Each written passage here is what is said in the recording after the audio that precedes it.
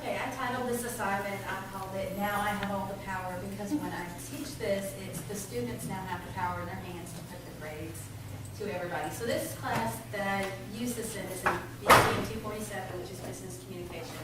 And it's a lot of our sophomores take this class. And it's writing intensive, so this is to help them with their first writing assignment. So it's to prepare the students for their first high-stakes written assignment in class.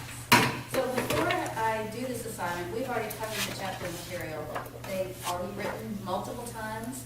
They have written on their own, done it as homework assignments, written in my lab, written as groups. We have done class assignments together, so they've had lots of opportunities to write at this point. They haven't, it's all been low stakes grading. It might be 10 points, it might be 5 points. Well, the test is worth 100. And so this is to try to get them ready to understand how much their grade can really be impacted by the stuff I've been telling them to do. So I call it play the teacher. And I walk in class that day with a cup of red pens. I have 32 red pens, and I walk in and set it on the desk. And I tell them, okay, you're going to channel mean teacher. Now pretend like you're mean and grade this paper. I mean, really grade this paper. You know how much I mark on your papers. This is what I expect from you guys. And I think it's funny, and they chuckle, and I say, no, really, mean teacher, this is what you need to do. So these are the steps of the assignment. I give them an old test, I give them a grading rubric, I give them an old student submission, and I ask them to actually grade it. Put red pen to paper and mark the errors that you see.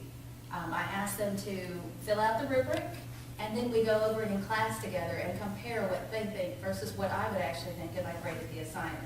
And then I give them a good example. So to give you a little more of what they see. So step one is I hand out this old test from several semesters ago. On the left-hand side is the instructions for the test. They're writing a bad news letter. And then on the other side is on the back of the paper is their grading rubric. And it shows where all the points go for each of the different parts, from grammar to typos to writing indirectly and so forth. And then I give them what a student gave me, and what, of course, changed the names. So I give them the red pen, I say, okay, mark it up. And students are pretty good about marking the errors. When they get done with it, there's usually quite a bit of red on the paper, and they do this individually at their table. And I tell them, I really encourage them. Some of them don't want to write. I'm like, put your pen to paper. That's the only way you can actually understand what I'm going through. And once they start, it's like they have to cower their voice. Oh, there's an error, there's an error, there's an error, once I make them right. And so when I tell them, every time you see a red mark, it's 2 points off. Not always, but that gives them a really good guideline of how many points to take off for their errors. So you see from these markings, there's quite a bit of errors. At 2 points apiece, you know, it's not an 8, right? So I then say,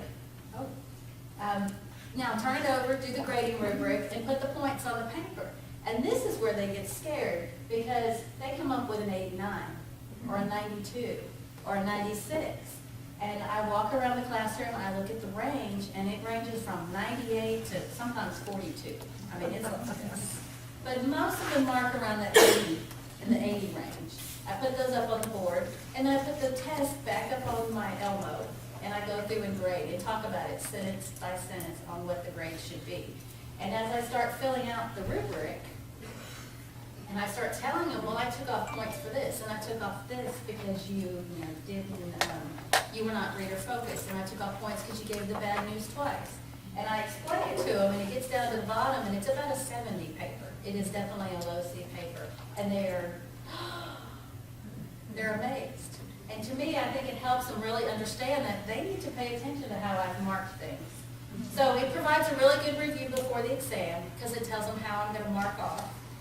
It minimizes stress, because now they know what to expect on test day.